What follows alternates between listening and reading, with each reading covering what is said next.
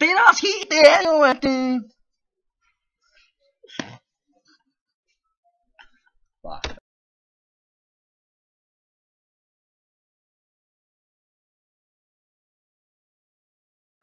God aften. Mit navn er Mads Mikkelsen. Det her er en ekstraordinær nyhedsudsendelse med fokus på Cuba-krigen. Jeg sender direkte fra HG-bygningen i Næstved. Jeg har i dag modtaget et foruroligende telegram fra USA, der omhandler et samarbejde mellem Rusland og Cuba. Jeg stiller nu op til nogen, som ved mere om sagen.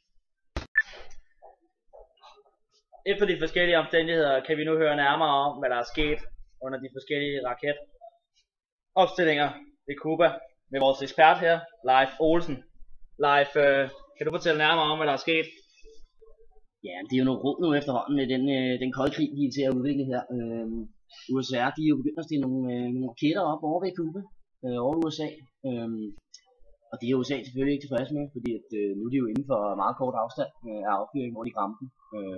Man siger jo, de kunne godt ramme den fra Rusland af, men USA, de skulle ikke glade for de her raketter, og de ville faktisk gerne have dem fjernet, fordi de er for tæt på USA efterhånden.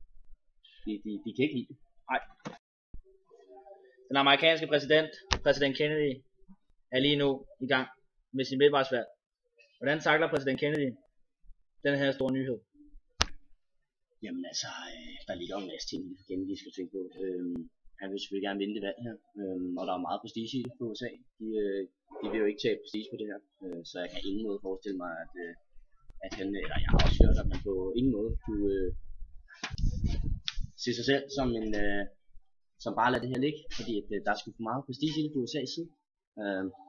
Så altså, og jeg har hørt lidt om, at eller jeg har fået at vide, at der overvejes to alternativer faktisk. Og hvilke to alternativer er det?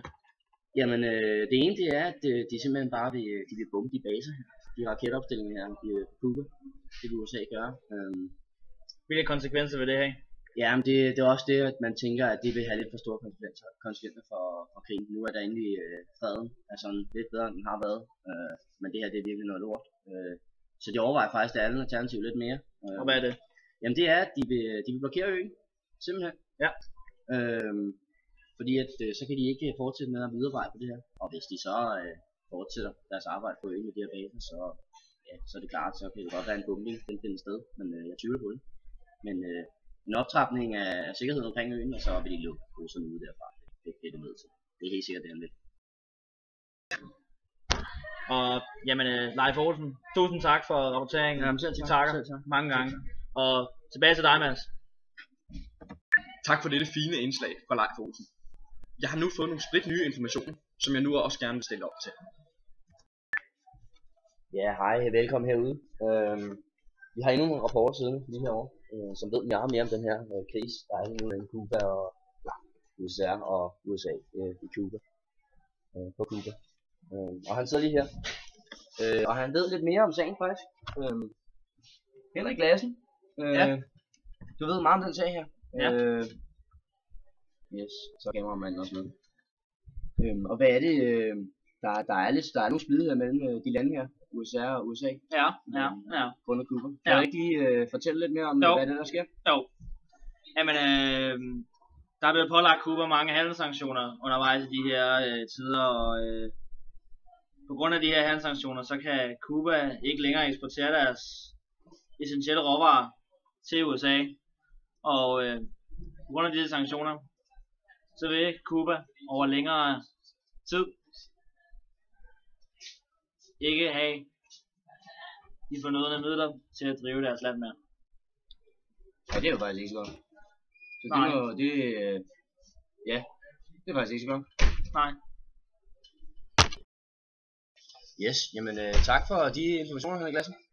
Ja, og så sender vi den tilbage til studiet.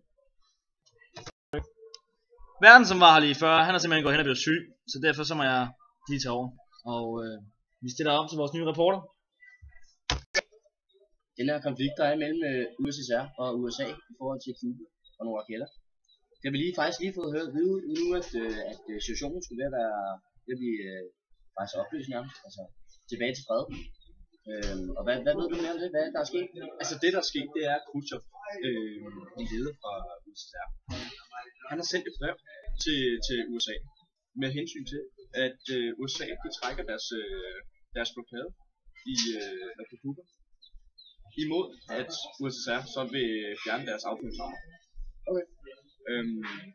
Og så samtidig skal USA så vælge at love ikke at bombe eller gøre noget som helst andet mod Cuba. Jamen, ja. Tak skal du have for introduktionen, og tilbage til du.